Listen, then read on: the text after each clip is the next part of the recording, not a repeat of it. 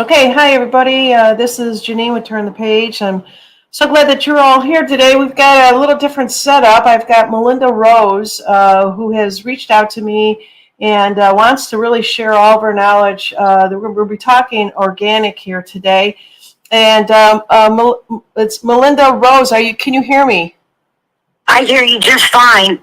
Okay, good. Let's see here. I'm going to wait to see if anybody comes on, and just wait for them, on either chat because I'm not seeing anybody out there. Let me just say hello again. How are you doing, Melinda?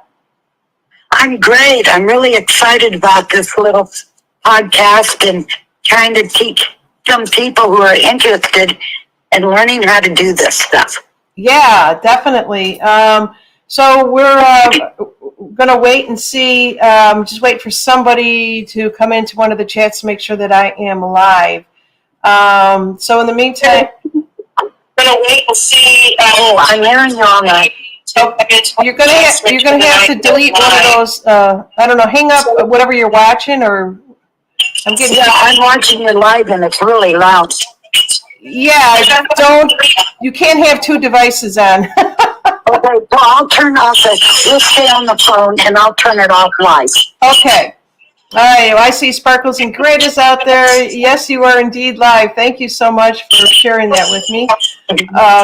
So we're just getting organized here, you guys. So in the meantime, I just want to let everybody know that if anyone is interested in Ascent Nutrition products, it is now on my website. And if you use the code TTP10 on any of the products that are out there, you will get 10% off. So I'm waiting for some more people to jump in here, and Sparkle and Grit basically let me know that I am live. Okay, I am live with Melinda Rose, and we're going to be talking organic. And Melinda, are you still with me? I am. I hear you fine. Okay, Sparkle, can you hear her okay? Because I don't have anybody else to talk to. Let me just see. There's sometimes a delay here. And I just went live out on Rumble. I forgot to get that set up there because I was so concerned about the Blog Talk Radio. So I see Sparkle and Grit is out there, and just let me know if you can hear her okay. Melinda, how's your day going so far? It's been a beautiful day. Hot as heck, but we got a nice breeze, and you can't complain. Yeah, I am really sweating. I've got some water here. Hopefully will cool me down, and I'm wearing a hat, which I don't really want to wear, but because I'm going through a transition, right. I have to wear it for a little while until I decide I'm going to go back to coloring my hair again. Okay. All right, so let's see. We've got Brendan Logan out there, and Dragonfly. Hey, Dragonfly, how are you doing? We have Melinda Rose on the phone with us here today. We're not going to be taking any calls, but we're going to basically be hearing from her. So if you have any questions or concerns about what we're going to be talking about, she's got 3 books that I have posted up here. If you guys can see this okay. It looks like the Lost Book of Herbal Remedies, and I can't quite see who they are, but and then the Forager Guide to Wild Foods and Ancient Remedies Revived. I love that. And I think those are all your products. Is that correct? Melinda Rose? Those are just 3 of the books I work with. I've got probably 4 or 5 more, but these are really excellent. They give you pictures, to give you description of herbs, of plants in general, and it teaches you how to identify them and how to use them. Oh, fantastic. I see Brendan Logan is out there. Hello, I don't recall. Brendan must be somebody new that's just coming in here. And then, of course, we have Dragonfly, the one, the only Dragonfly. Give her a shout out. And let's see here. We'll wait a couple more minutes. I'm just going to tap dance a little bit here before we start to jump into this and get back to you. So if anybody saw my show a couple nights ago, I am doing... I'm back on Ascent products, and I just think they're fantastic. The pine powder pollen is the one that I'm taking for my allergies because I broke out with a really bad, and I've never experienced this in my life, and I know it's because I'm living down in the south here, sinus infection. And if you read up on, a lot of people say it is a fungus or yeast infection, what have you, but it has helped me quite a bit. I have to continue to take it. I make my little smoothies and so on and so forth. So If you are interested, use the TTP 10 is the code, and you'll get 10% off on all the products out there, including the coffee, and any of the products that are out there that you'd like. So, okay, and now let's see here. I am going to get back to Melinda here. And so, Melinda, what are we going to talk about today? Well, we can start with basics. What is the purpose of weeds, almost, that grow in our backyard? Did you say wheat? Weeds, W-E-E-D-S, weeds. What other people call weeds, they're medicine. Yeah. And it's so important. All right, so let's go. I'm going to just throw you the mic, and you're on your way. Okay, I'm going to start out with a basic plant that grows in 99% of people's yards. It's called plantain. And I have made the most incredible salve out of this weed, backyard weed. Wow. And I've ended up giving 20 of my little salve containers away to people who live in my neighborhood and say they love it. It's helping with arthritis. It helps heal, just basic cuts and bruises. It's a wonderful weed that grows in our backyard. Now, and all of these books that I have got pictured up here, it's in every one of them. Or you can just Google it and get the information straight out of Google. Plantain, it's good for any stings, bites, wound healing. It improves your digestion if you make it in a tea. It helps reduce inflammation.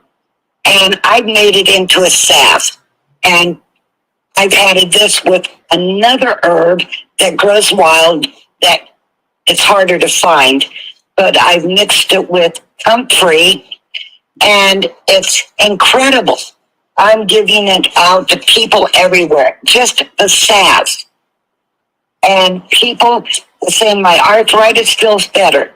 My arthritis as the swelling's gone down. It's good for sprains. You sprain your ankle, you twist a rib, you cut yourself, you get burns, wounds, and it's an antibiotic, it's an antifungal, and it is better than any antibiotic cream you'll buy on the shelf. Well, that's just the start with the salve I make. Okay, so can you describe how you like the process that you go through? So I can. Okay. My comfrey, I had to buy it from an herbal company, which is very highly recommended. And so I got that. And plantain, I picked from my yard. I dehydrated it, and I stored it. So now what I do next to make a salve, you got to make sure you have some beeswax also. I took my dried herbs. I filled a quart jar or a pint jar, however much you want to make. And you mix it with oil, basic olive oil. Are you still there? Yeah, I am. Yeah, I heard somebody sent me a text. Or avocado oil. And you put this dried herb in the oil. And I did the same thing with my plantain. And I sit it in a sunny, wet window, warm, sunny, and I let it kind of soak and cook for 6 to 8 weeks. It takes that long in an oil unless you do the hot process, and that's quicker. But we'll start out with basic, and that's how you start it up. And then once it sits for 6 to 8 weeks, you strain the herb out of the oil. You mix both of your oils together in a pan, and you add a little bit of beeswax to make it stick together as a salve. And you put it in jars or tins, let it cool, and you got a salve to give out. So your oils you can do a hot process, but you have to be careful because you don't want your oil to cook too hot or you destroy the medicine in the plant. That's why I said, let's just start with basics and let nature and the sunshine slowly soak the medicine out of the plant. That's how I started. I've done it the other way, but you really have to watch your temperatures so you don't overcook your product. So that's how I make my salves. Fantastic. And So they're wonderful. So I'm going to ask a few questions a little about you. You can Okay. share whatever that you need to share with us. First of Sure. all, you are Melinda Rose, and you make your own products and you share them. You don't necessarily have an urge to open up a store, an e-store, or anything like Right. that. You've been doing this, and you basically will go throughout the areas that you live in. So, how long have you been working with various types of herbs, remedies, and so on? You know, I've been interested in this my whole life. I ended up going into nursing because that was a paycheck. But after I was in nursing, I saw how pharmaceutical meds are not as top notch, or they're full of garbage. They're full of synthetic stuff. So that's when I realized, working as a nurse, I can make better stuff. So when we had our pandemic come into place, my first thought was, because now I'm a retired nurse, my first thought was, how are we going to get to store and get antibiotics? How are we going to get to store to get Tylenol? How are we going to get to store to get any kind of medicine if this becomes a really bad thing? So about in 2020, I said, get busy, girl. Get busy. I'm retired. I gave up painting. I gave up a lot of things in order to invest in what I needed to do in order to make as many natural medicines as possible right here in my home. So and I took time to buy the books. I took time to study the books, took time to learn how to find my own wild plants. And so it's been a process, but I love every second of it. I should have been a natural herbalist years ago. How How about that, it is. Melinda? In hindsight, is especially when you get older, you look back on your hobby should have been your career. And I know I did that in my early 30s. I studied so much of energy, alternative healings. I love Chinese medicine, and I just love the concept of it. But I balanced it out with corporate work, right? Until I got to this point. But yeah, so that's fantastic to know that you've been doing this and you understand, obviously, biology, you understand the body. How about understanding energy? Because now that's a whole concept that people have to understand, that we are energy, and then we are just consuming this body to learn from. What was your experience when you started to realize that we're more than just a physical body? Oh, that's a difficult question because I'm a person that works in the now. When I worked as a nurse, I saw, because I worked as also a hospice nurse. And when a person goes into hospice, it's usually a terminal situation. And I had to make a decision. Is this person thriving or not? And then so hospice takes you off almost every medication. And you get just real basic medication, and usually it's for pain or, diabetes and things like that.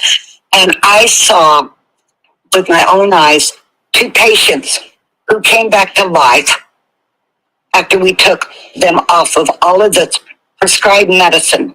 And I mean handfuls of medicine I would give to my patients. And I saw my patients come back to life. I had to take them off of hospice and let them go back. And this is nursing home, homes, and some were, home care patients.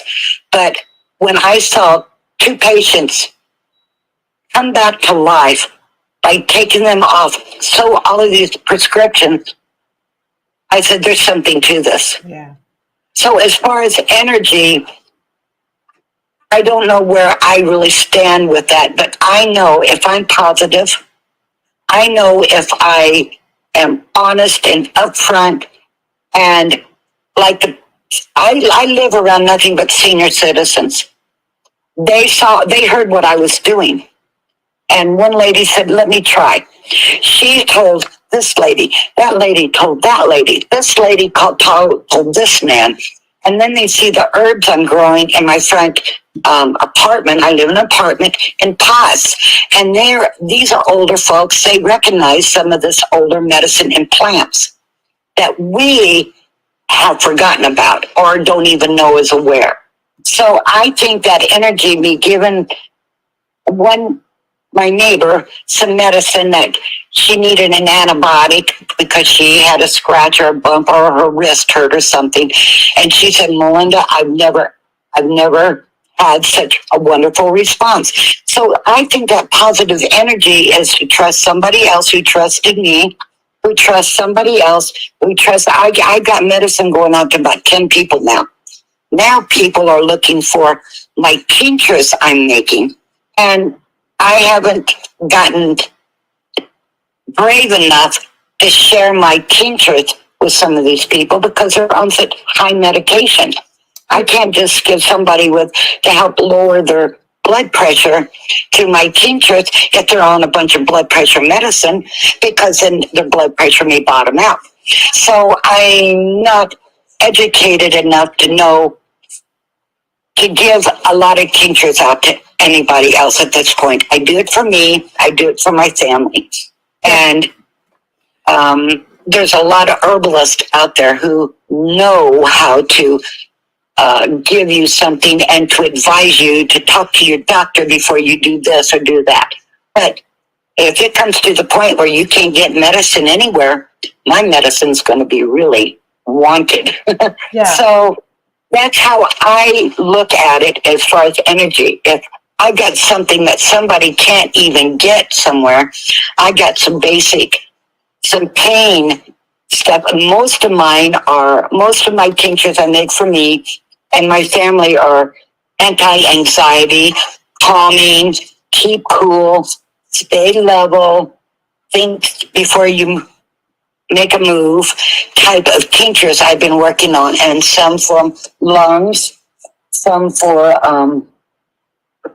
I'm looking at all my bottles. I'm trying some new tinctures on myself for pain. Well, let me ask you a question here. So I'm actually growing the lemon balm. I see that on your bottle there. Yes. And it's, I happened to just pick up some herbs. I wanted to see where it's going. I didn't realize that you have to contain it because it kind of grows crazy like a weed, and it has taken over some of the other herbs that I'm growing out there, and I'm ready to pick them. Maybe I should have brought some of it in to show it to you. I can cut them, but here's my situation. This is real life stuff, you guys, is that I'm growing this stuff, and I don't know what to do with it. Now, I've been watching YouTube videos out there, and the things that I'm hearing about it is that you could take it, cut it, and dry it out, and then we'll get to Melinda's way of what she does with it to put it into the bottle there. But I live in a very highly humidity area that I can't just dry it out. And a lot of people say if you live in an area where there's a lot of humidity, it tends to turn to mold right away.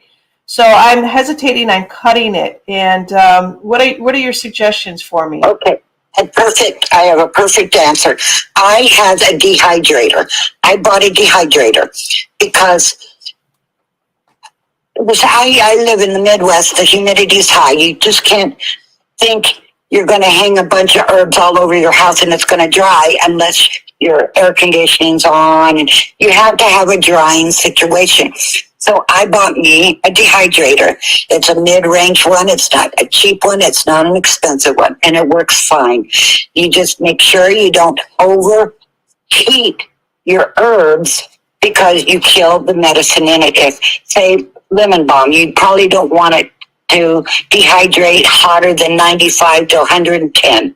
So you got to have a better dehydrator, so it kind of gives you a thermometer on it, a temperature gauge. Cheap ones don't have it. You have to take a chance then.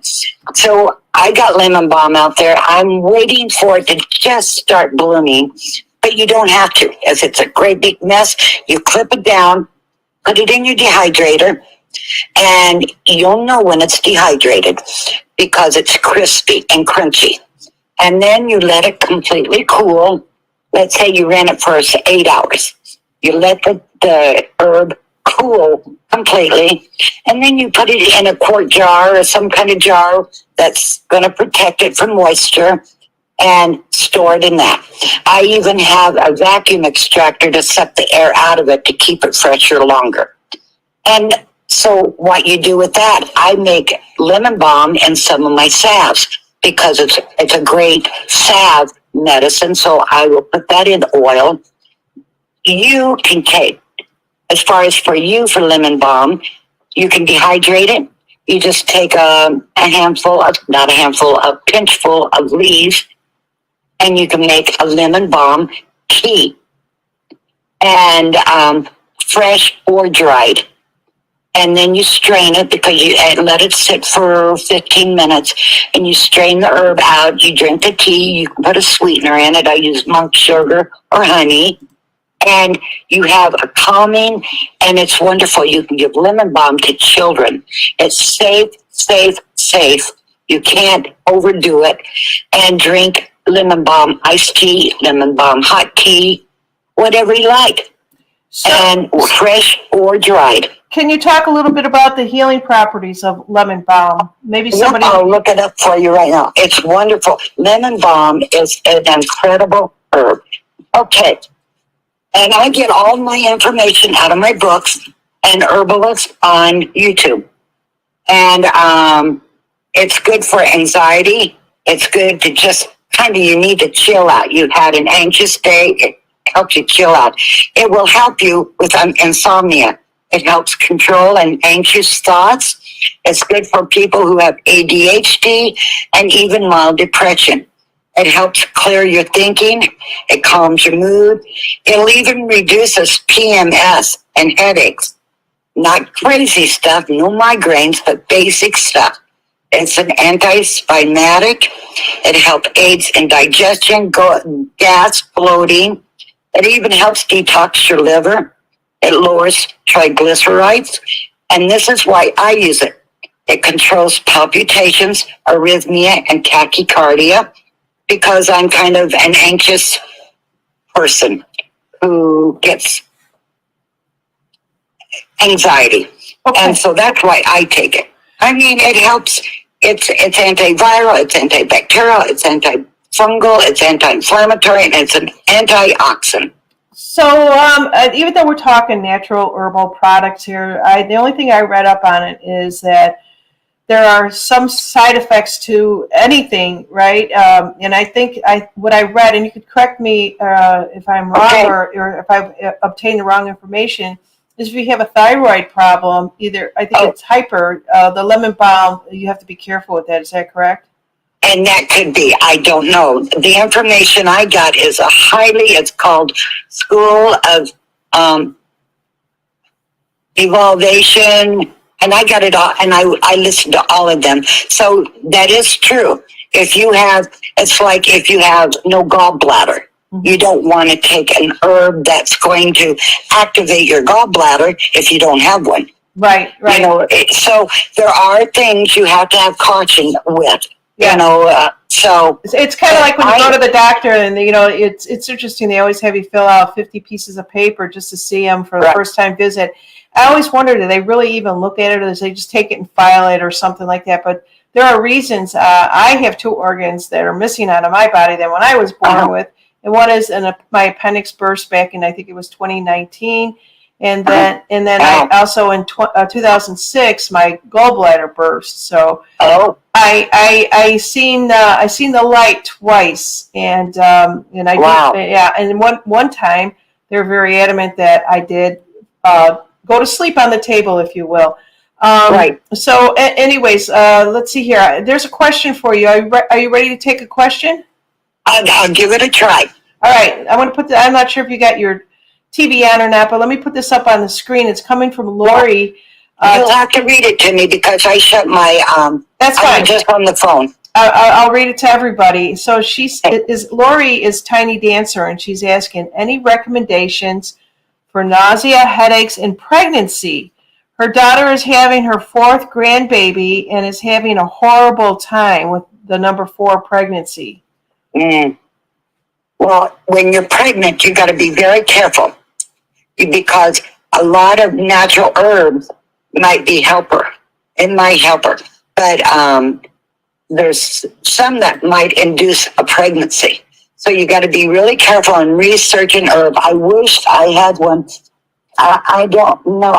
And that's just what I read. I don't have any notes at this point. I know what you can do for headaches. I had migraines through one of my pregnancy. I was a sick dog. And it was hormonal and it was high blood pressure. But I have very low blood pressure, so it didn't look high to the doctors. And but I had migraines for 9 months. So I would have to say because and nausea. The headaches gave me nausea, and he treated me completely wrong. Gave me nausea medication, and which probably was not good for my baby. And I was nauseated because I had migraines. I do know feverfew is great for migraines and headaches, but I can honestly tell her that I would really search what herbs, because you don't want to induce your pregnancy. Doctors should know this, and they can look it up for you, and they can say, no, don't take this because you don't have a gallbladder. No, don't take this because you're pregnant and it could induce your pregnancy. Yeah, so, they do know. Let's just take a sidebar on this stuff here. So I've been finding out that if you mention to your doctor, of course, a lot of people say, well, I don't deal with doctors, and a lot of people say I do, but right. I let them know how far I'll go with it as myself. And so when I walk into the doctors or the practicing nurse, whatever, the nurses do all the work, actually, I will let them know, don't push the pharmaceutical stuff on me, but what do you recommend? And they'll say, well, there's this natural salve that you can get. My husband has this, I forgot what it's called. It's like where his leg is constantly like moving. I forgot, there's a term for it. But while he's sleeping, it's like almost like one of his nerves. I can't think of the name of it, but they recommended this salve. And I don't know if he uses it consistently enough, but it's supposedly all natural. So they are well aware of people are not wanting so much of the chemical reaction, but more of the natural reaction. So I love the idea that you told them to check with the doctor. Now, somebody else here is suggesting that maybe ginger can help with the nausea. I love ginger. I loved it. You want to know how I discovered ginger? Now, don't laugh here, Melinda, or anybody else at home. It was a Moscow Mule drink, and I could not get I love the taste of it. It was an alcoholic drink. And I said, what is in this drink? And somebody says it's ginger. Well, like ginger ale or whatever like that. But somebody was making it from the actual herb that they just ground it up or whatever, and they made it. And I fell in love with ginger. And so now minus the alcohol. But ginger is there's so many things that you can do with the ginger, topically, and you can ingest it. There's just so many different things where you want to go with that. Do you want to talk a little bit about ginger? I love ginger, and ginger is very good for your gut. I use it in a little cooking and stuff.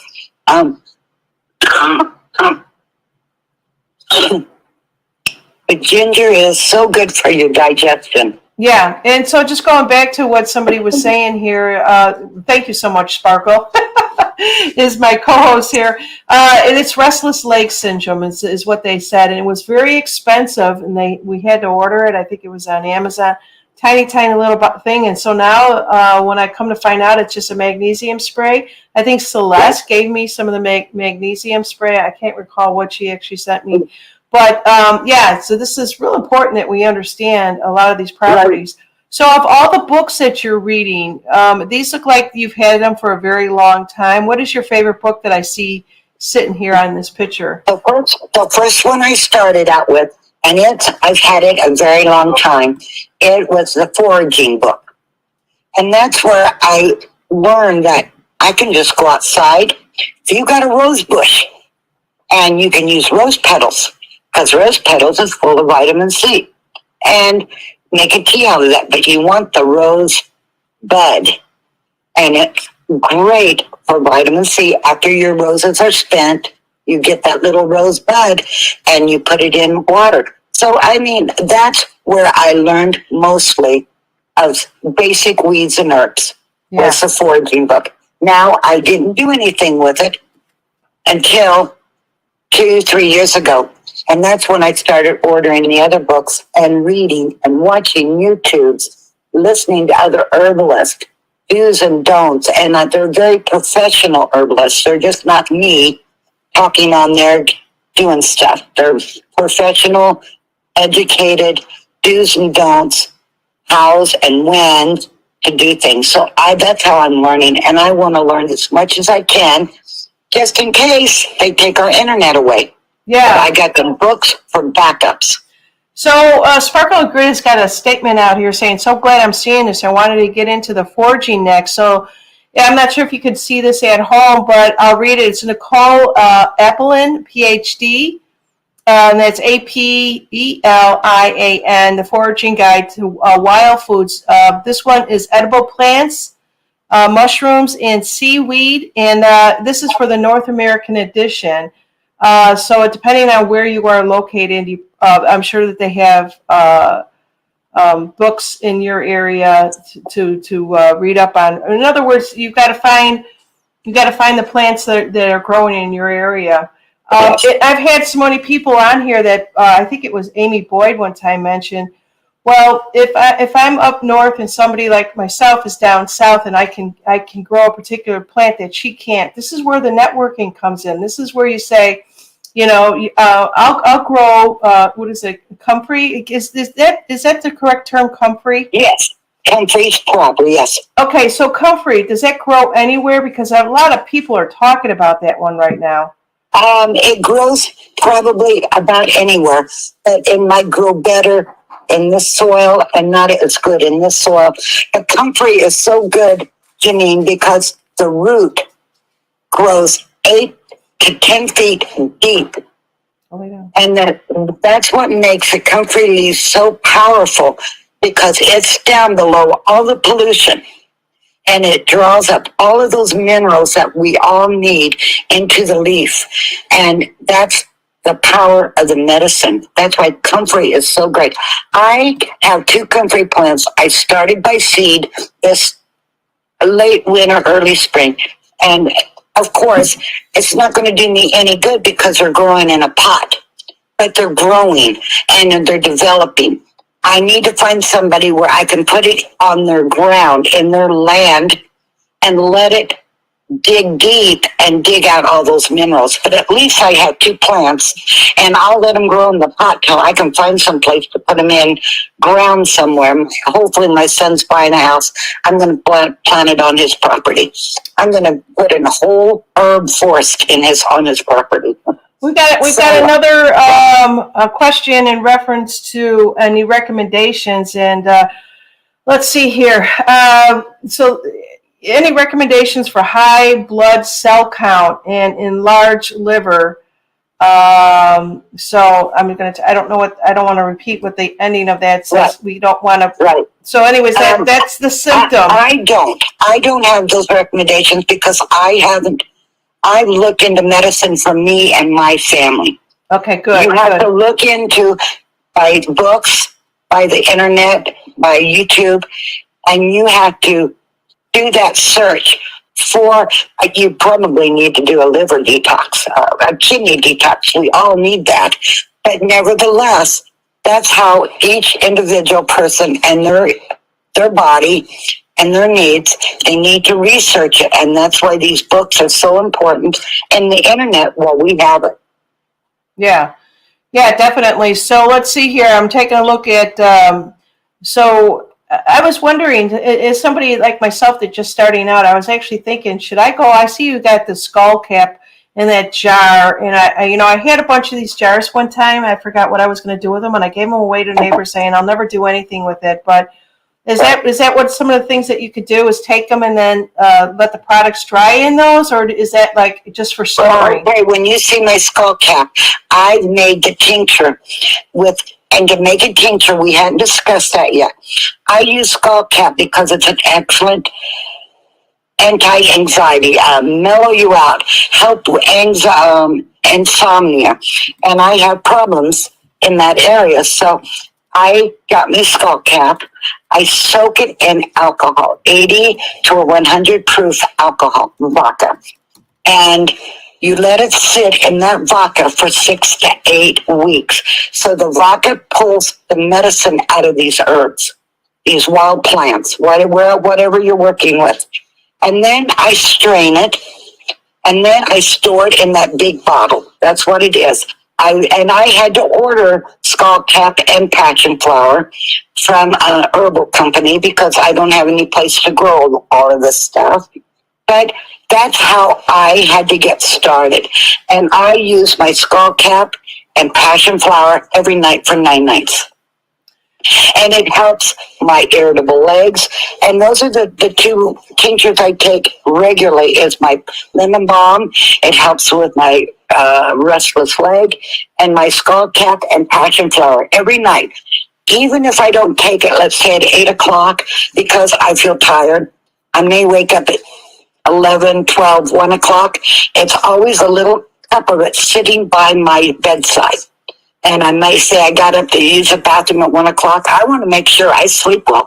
I just chug it down, go back to sleep, and it's in me, and it helps you relax, insomnia, just all kinds of great stuff. And I store it under a cabinet with no light on it underneath my my countertop. I've got probably 50 bottles of tincture sitting down there. And when it gets low in my little amber bottles, I refill it and I go at it again. All right, that's great information. Everybody's Dragonfly says thank you to the earlier comment. So there's a question out there about wild violets, and this person, I guess, they made a tincture with the wild violets, but they can't remember what it is good for. Are you familiar with wild violets? I know it's out there. Do I have it in my notes? No, because I haven't done that. But I know that almost everything in our world has something good. There's some poisonous stuff out there. That's why you need to know. Yeah. But there's so much excellent stuff out there. Just Google it. And in my books, of course, it might take a while for me to look at in my books to see what wild violets are for. But in my front yard right now, it's full of white and blue clovers. They're excellent. You pluck them off, and they're excellent in nutrition.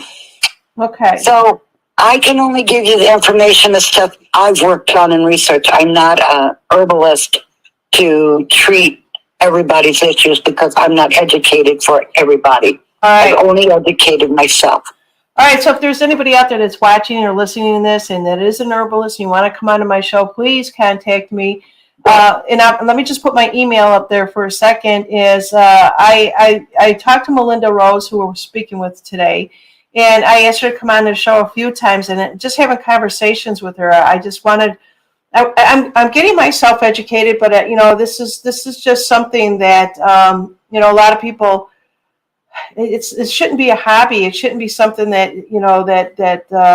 is just just trying to find an interest for. It is going to be the way that I would like to see everybody moving towards the natural product. So here's my email address if you're interested in contacting me, and I'll pick up a phone and make sure you include your phone number, and I'll call you and we'll just have a conversation.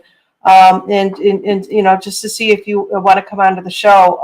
Even Sparkle and Grit, I'd love to have you on here. I see that you got some things that you've made out there. And I am looking to put a round table together with some of my past guests. I don't know when that's going to happen. It probably will be in July sometime, including Melinda Rose, because those could be so informative. You get somebody from, the Midwest, somebody from the West Coast, somebody from the East Coast, somebody from Canada. You get all these people together and just talking about the products in their backyard, right? And how beautiful would that be? Let's see here. And Lori is just basically saying, any tips for beginners with a brown thumb? Before we get there, I think we kind of opened up the question. I'm one with the brown thumb. I'm just learning to grow a few things. And the only reason why I ran across the lemon balm is because I went to a big box and it was sitting there. All the other herbs were gone. And I just said, I'll try this, and had no idea. I just kind of go with my intuition and said, I'll grow this. And now I come to find out It is used for memory, from my understanding, de-stressing and stuff like that. I see on your table there you've got passion flower, 80 proof brandy, and you've got it dated for 2003. Do you still have that product in that bottle? Yep. Because of the alcohol, that's why you want 80 proof or 100 proof. It took me a while because when I first started doing this, I don't drink. So I knew nothing about alcohol. I didn't know what brandy, what whiskey, what vodka was. I knew none of that. And I bought some rum and it was only 40% or 40 proof. Well, that's not strong enough to do herbal medicine. So that's okay. I use that to make my vanilla with now. And so I use rum and vanilla beans and it tastes wonderful. So anyway, you have to have a certain proof, 80 proof, not percent, 80 proof or 100 proof alcohol to draw the medicine out and say, my medicine might be ready in 4 weeks with 100 proof, but I always let my medicine sit for 6 to 8 weeks because I want to get everything out of it. And then I store it in those bottles when it's proofed after, let's say, 8 weeks, and I put it in those bottles.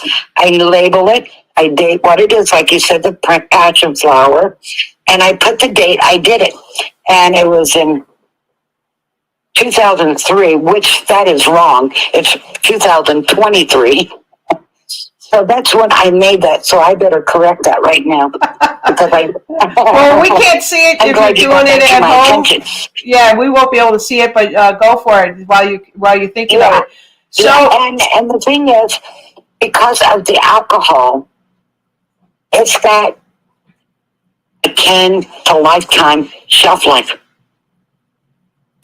Yeah, so it's also not like too, medicine you buy from the pharmacy. They say in 2 years throw your stuff away. Well, that's kind of a lie because they want you to buy more, but their potency might not be as strong. And maybe they'll say 5 years. Well, really, in reality, it's you could still use it, but they want you to throw it away so you can buy more.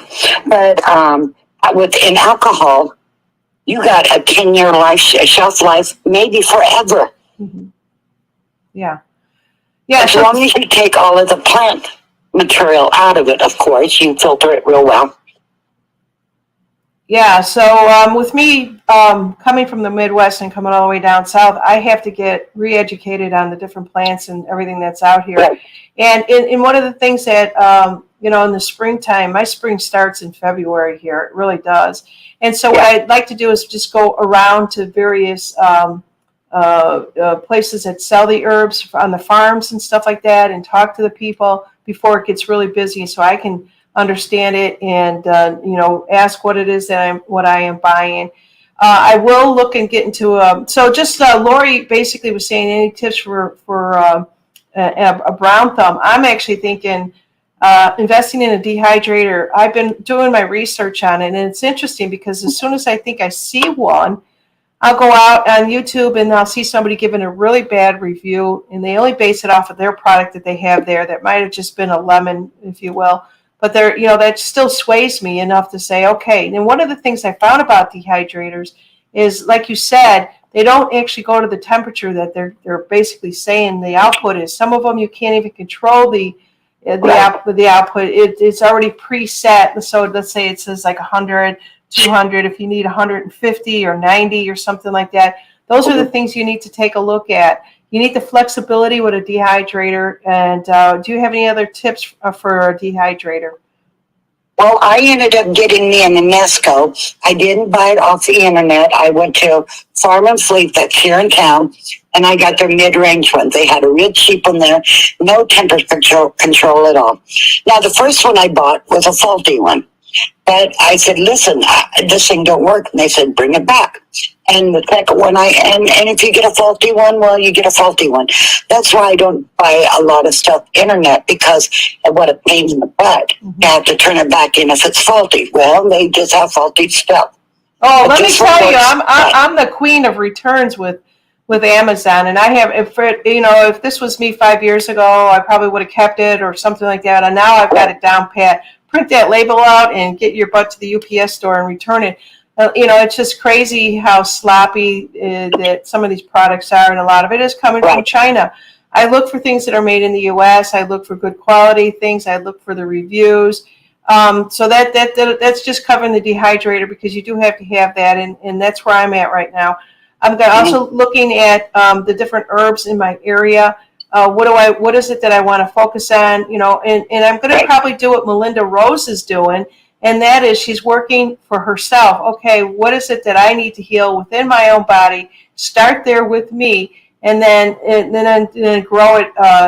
Whatever it is, grow my knowledge in learning more. Let's see, what else did I want to ask you here? Okay, and then the bottles too. So if you get olive oil in a green bottle like you see in this picture here, save it, rinse it out, and reuse these dark bottles for your tinctures, right, Melinda?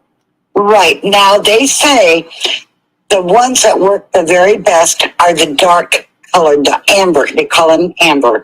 Those are the best. I've heard some people say, well, the green ones, doesn't really do much. But you know what? I store all of my stuff underneath my cabinet. There's no sunlight that gets into it. And so I even have some of them in a clear bottle, because I don't have them sitting out where the sun's going to get it and weaken it or whatever. So they say the amber ones are the true ones. I use my olive oil one, and it stores my skull cap and passion flower, because I store all of my stuff under the cabinet, out of the way of direct heat and direct light. Okay. So if you guys have any more questions, we've got a few more minutes with Melinda Rose here, and anything else. If Lori, if you want to, I want to put Lori's question back up there. You want to expand on it? Is there something else, Tiny Dancer, that you're actually concerned about? I guess what I need to next do is take a look at and see if I can find these same books out there, and take it from there. I don't have any other questions for you, Melinda, unless there's something else you want to just share with us. I'm kind of looking over my notes. For those people who say they have a brown thumb, you can buy any herb in the world through an herbal company. I didn't know if I could mention the company's name, if it would be acceptable on YouTube. So I didn't mention any herbal companies or the ones I buy from. But we'll hold off on that until I start feeling a little bit more comfortable with that. And like I said, there are, what I did with the lemon balm, I just put it in YouTube and saw so many different things. So confusing. I even looked up, now don't laugh too much. I know I've been talking about my hair and stuff like that. I'm struggling with it because I wear these caps because I'm trying to go all natural.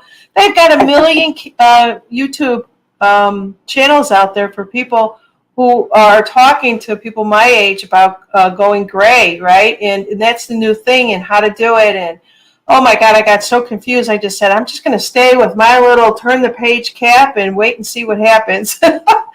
I don't want to put chemicals in my hair. They push that quite a bit. I just want to go natural. But, I still have a color that sits on top. And I like what I have, what I see so far. It's a beautiful silver. But then you go through the various colors, right? I'm starting to look like a skunk. And you can get confused on YouTube. Resonate with the ones that you can resonate with, and just bookmark those and go back and watch them. A lot of times they also have these shorts out there, these short videos, where they're just showing you and they're not explaining it to you. I stay away from those because I really want to learn and understand what the products are that I'm working with, the healing properties, all of that.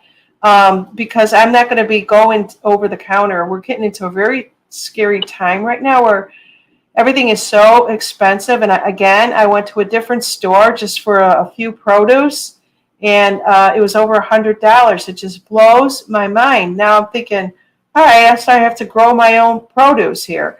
And a lot of people are doing that also. Yes. And even, believe it or not, even organic vegetables that you buy at the store, they're still allowed, these organic farmers are still allowed to use certain chemicals on their gardens or their field. They are. I know we're not told that, but I know organic farmers, and they're allowed to still use some chemicals that aren't these horrible, disgusting chemicals, but they're still chemicals. Yeah. And if we need to learn to garden. And even if I'm going to garden, so let's say I got a head of cabbage out there and the cabbage worms are eating it. Well, I'm going to throw some lime on that baby and pick off as many worms as I can so it doesn't eat my garden. So even backyard gardeners still have pest control problems, and you may still lose some product, but you got to learn to decide what is the best choice for the problem you have, even if you have to use a little bit of something to save your crop. Right. So we have to be sensible. We have to be realistic. And you do YouTube searches on all these other gardeners. I watch numerous of them. I got to go out there every night and pinch off these bugs so my potatoes don't get eaten alive. So they learn and they teach us. Just like whatever we're trying to do to improve our life, hopefully it will inspire somebody to help improve their life, even if you got to start at the beginning. Okay. And one thing at a time. I just went hog wild and did about 20 different herbs at once, and now I got all of this stuff laying around. I got one more question. This is coming from Tiny Dancer. She's got some wonderful questions that I didn't even think of, and I'm glad that she's asking them. She says, I will harvest chives, scallions in our yard, and I'll cut them with scissors, chop them, and shrink wrap them for the freezer. She says, am I doing this correctly? What a good question. Now, a lot of vegetables, you have to blanch them before you freeze them. But it depends on how, like today, I had an extra bell pepper, and I'm not going to use it for a while. So I cleaned it, I chopped it, put it in a baggie, and threw it in my freezer. And I know I will use that bell pepper just like she will use her onions that she threw in there. You really couldn't blanch an onion because you're going to cook all the flavor out of it. I have basil and oil sitting in my freezer right now, so if I want some fresh basil, it's soaked in oil. So I know it's safe, and it's been there since last fall. And so I think she's okay with the onion as long as it don't sit in the freezer for, I don't know. I would, my own judgment would say not longer than a month or two. Okay. Because you don't want it freezer burned. And that kind of thing. But yeah, I throw onions, but yeah, you have to blanch a lot of vegetables before you freeze them. It's just kind of a canning thing. Yeah, definitely. So if anybody wants to put any comments in, especially if you're going to be watching this, after it's recorded at a later time and you need to know about something, put your questions in there. We'll have Melinda Rose back again. And we'll take it to the next level. This was pretty much just, hello, I'm Melinda Rose, and this is what I've been doing. If you are even a little bit more advanced and want to come onto my show, like I said, just write to me. I'd be glad to have you on, and also include you in the roundtable too, because I'm looking to get educated, and there's just so many things out there to learn, whether it's herbs, fruits, vegetables. And it's funny because, Melinda, I don't remember them ever teaching anything like this in school. Never. I learned it with my grandma when as a little child. We had warts, me and the kids. We lived on a farm. We had some warts on our fingers. So my mom said to my grandma, it was my daddy's mother, she is an old timer, and that's all they used was natural herbs. And she comes up to us, and us kids would get so excited. We're just little things. And she goes, come on, let me fix your warts up for you. And so we would kind of giggle at each other, and we said, oh, Grandma's going to work her magic. And because we thought she was like, we got some magic going on here. We would get excited.